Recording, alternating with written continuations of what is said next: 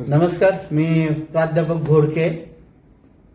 अहिल्यानगर जिल्ह्यातील संगमनेर तालुक्यामध्ये भोसदरी नावाचं एक छोटंसं गाव आहे, ते माझं गाव आहे.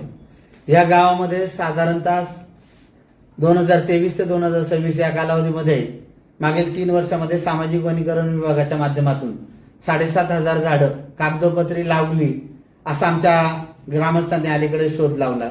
आणि मग त्याची प्रत्यक्ष पाहणी करताना काही पुरावे आम्हाला सापडले. त्याच्या अनुषंगाने आम्ही माहिती घेतली असता सामाजिक वनीकरण विभागातील काही अधिकाऱ्यांनी त्या ठिकाणी गावातील काही लोकांच्या नावावरती लाखोंची बिलं काढलेली आहेत. काही मृत व्यक्तींच्या नावावर देखील त्यांनी लाखोंची बिलं त्या ठिकाणी काढलेली आहेत. आणि हा संपूर्ण 7,500 झाडं लावण्याचा कागदोपत्री कारभार या अधिकाऱ्यांनी केलेला आहे. याच्यामध्ये काही ठेकेदार सुद्धा त्या ठिकाणी सहभागी आहेत.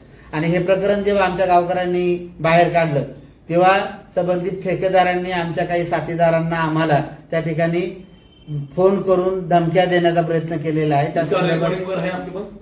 है ना, हमारे पास उसका रेकॉर्डिंग वगैरे सब है. तर या निमित्तानं 3 डिसेंबर 2025 रोजी आम्ही सामाजिक वनीकरण विभागाचं जे पुण्यातलं ऑफिस आहे त्या ठिकाणी तक्रार अर्ज दिला होता. आणि त्या तक्रार अर्जाची दखल घेत 5 डिसेंबर 2025 रोजी या विभागानं संपूर्ण या प्रकरणाची चौकशी करून महिनाभरात अहवाल जमा करायला सांगितलेला होता. परंतु आज 7 महिने उलटून गेलेले आहेत. कुठल्याही प्रकारचा चौकशी अहवाल आम्हाला प्राप्त झालेला नाही. कुठल्याही प्रकारे या प्रकरणामध्ये संपूर्ण जे काही दोषी अधिकारी आहेत त्यांच्यावर कुठलीही कारवाई झालेली दिसत नाही.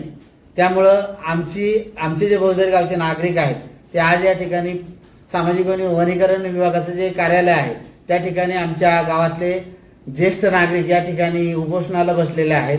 आज संध्याकाळपर्यंत जर या विभागाच्या मार्फत आम्हाला काही ठोस आश्वासन किंवा ठोस लेखी पुरावा त्यांनी आम्हाला दिला नाही तर उद्या या ठिकाणी पुण्यामध्ये गावातले सगळे महिला भगिनी त्या ठिकाणी मुलं 2-3 ट्रक भरून येऊन आम्ही या विभागाच्या समोर उपोषणाला बसणार आहोत. मी ज्ञानदेव मते. आमच्या भोसदरी या छोट्याशा गावामध्ये आम्ही ग्रामविकास मंडळाच्या वतीने विविध कार्यक्रम राबवत असतो. आणि त्यातून गावाचा जो विकास, या विकासाच्या अनुषंगाने आम्ही सर्व मुंबईकर, चाकरमानी आणि बाहेरील सगळे जे तरुण वर्ग आहे यांच्या सहकार्यातून आम्ही गावाच्या विकासासाठी प्रयत्न करत असतो. यातून आता हा तथाकथित जो घोटाळा समोर आला आहे, ही 7,500 झाडं आमची गेली कुठं. आणि ती 7,500 झाडं आज जर असतील तर त्यांचं वय 3 वर्षाच्या पुढे असतं. आणि गावामध्ये त्याच्यामध्ये पाऊस, गावाचं वातावरण, गावामध्ये उन्हाळ्याची असणारी पाण्याची टंचाई, या सगळ्या गोष्टीपासून आम्हाला चांगल्या प्रकारे एक नैसर्गिक वातावरण निर्माण झालं असतं.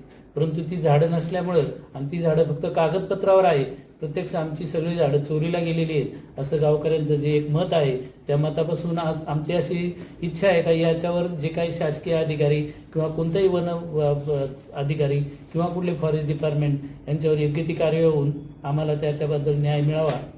त्याचप्रमाणे आमची अशी एक मागणी आहे, आमच्या गावात जे पाणलोट क्षेत्र वगैरे आहे, पाण्याची जी टंचाई, त्यासाठी जे आमच्या भागामध्ये जी धरण क्षमता आहे त्याच्यामध्ये या वन अधिकाऱ्यांनी, फॉरेस्ट डिपार्टमेंटनी त्याच्यातच त्यांची ती त्या कार्यक्षेत्रात असलेली जी आहे त्याच्यामध्ये चांगल्या प्रकारचा विकास आणि त्या धरणाचे पुनर्गठीकरण जे होणे ते आमची ग्रामस्थांची मागणी आहे, तर ती करावी अशी आमची विनंती आहे.